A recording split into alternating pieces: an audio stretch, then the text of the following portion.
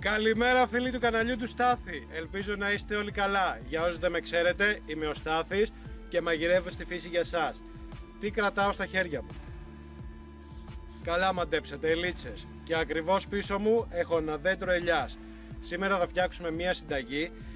Είναι η τιμητική της ελιάς, γιατί αυτή την εποχή όλοι μαζεύουν ελιές. Αυτές εδώ τις κάνουμε, είναι οι φαγώσιμες. Έχουμε και ένα άλλο είδος εδώ στον κήπο, την κορονέικη, που κάνουμε το λάδι μας.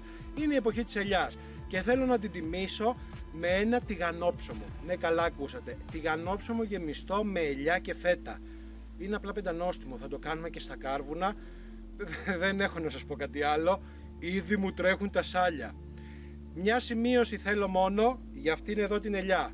Αυτήν εδώ την ελιά τη μαζεύουμε, την τρυπάμε με πυρουνάκι, τη βάζουμε μέσα σε ένα κουβά με νερό για 12 μέρες. Το νερό κάθε μέρα το αλλάζουμε μέχρι το νερό να αρχίσει να καθαρίζει, γιατί βγάζουν μια κοκκινίλα. Όταν το νερό μετά από 12 μέρες καθαρίσει, προσθέτουμε λάδι ξύδι και τις αφήνουμε να γίνουν. Εμείς τις ελιές που έχουμε σήμερα είναι αυτές εδώ από τον κήπο, τις οποίες τις μαζέψαμε πέρυσι, είναι έτοιμες για φάγωμα και θα το κάνουμε αυτές τις ελιές. Είναι μεσηνίας όπως είπαμε. Λοιπόν, αρκετά με όλα αυτά, πάμε να ξεκινήσουμε τώρα αυτή την πεντανόστιμη συνταγή. Φύγαμε. Για το τηγανόψωμό μας θα χρειαστούμε αλευράκι. Έχουμε φέρει εδώ, πάντα το περνάμε από σίτα, από το κόσκινο που λέμε. Τώρα ανοίγουμε στο κέντρο, ρίχνουμε τη μαγιά. Στη μαγιά τι έκανα? Έβαλα μισό φακελάκι μαγιά, ζεστό νερό, χλιαρό προς ζεστό, και το άφησα για 10 λεπτά να φουσκώσει.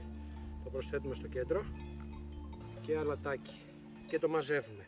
Και σιγά σιγά θα προσθέτουμε νερό μέχρι να φτάσουμε τη ζύμη μας εκεί που θέλουμε.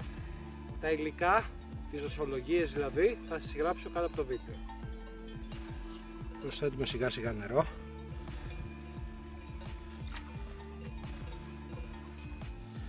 Θα μαζέψουμε το νερό με το αλεύρι.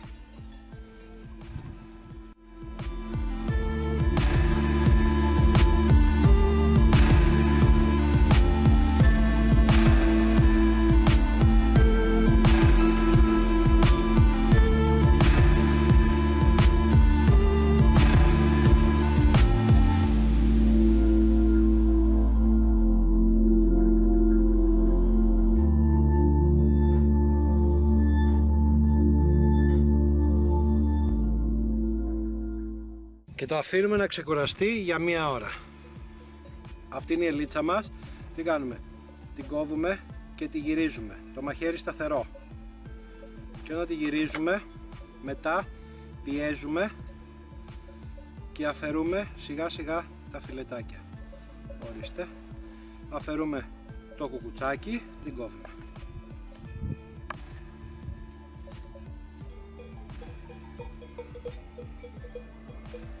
Θα ρίξουμε λίγο αλευράκι για να μην κολλήσει το ζυμάρι μας. Ωραία.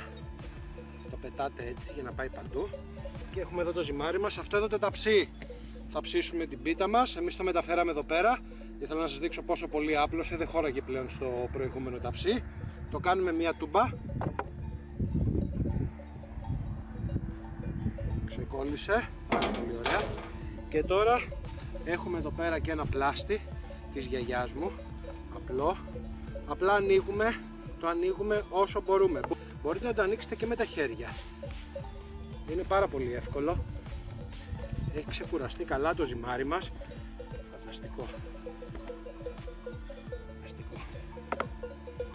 Κάναμε καλή δουλειά μέχρι τώρα.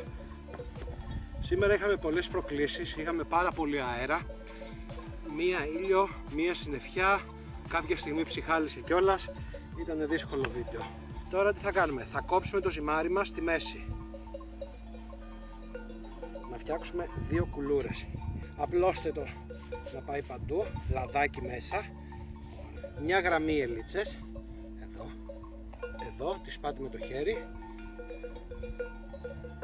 Ωραία. Και λίγη ριγανούλα φρέσκια του τόπου μας. Και εδώ το ίδιο.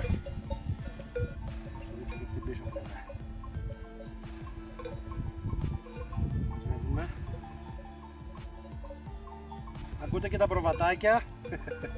Τι άλλο θέλετε? Είπαμε άμα κολλάει λίγο αλευράκι.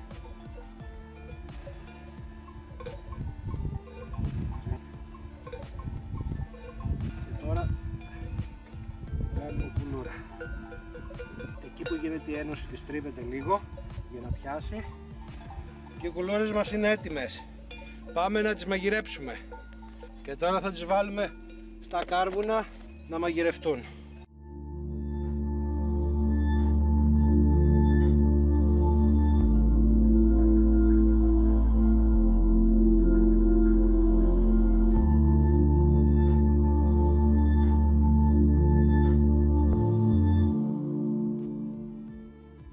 Φίλοι μου, και έφτασε η ώρα της δοκιμής. Αυτή τη στιγμή την περιμένω πώς και πώς.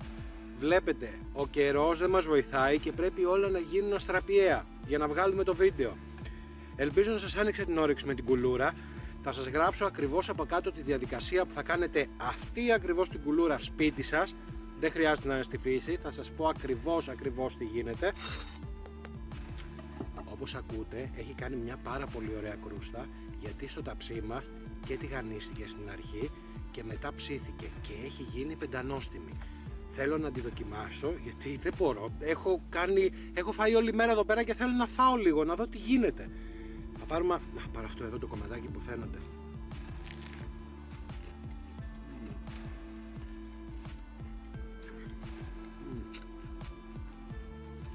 Είναι ωραία. Μιλάω τώρα στον κάμεραμαν. Ωραία.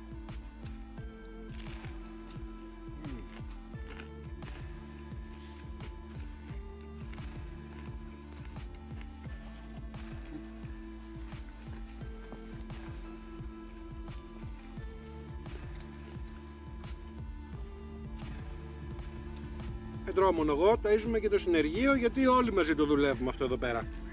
Λοιπόν, δεν ξέρω τι να σας πω, κάντε τι, είναι γιορτές, θα εντυπωσιάσετε πολύ κόσμο.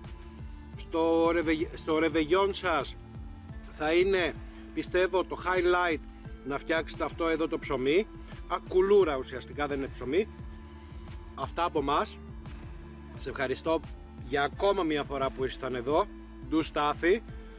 Ντου Στάθη για ένα πετυχημένο δείπνο, για ένα πετυχημένο τραπέζι, για ένα πετυχημένο φαγητό. Μέχρι την επόμενη φορά, φιλιά πολλά, σας αγαπώ όλους, γεια σας.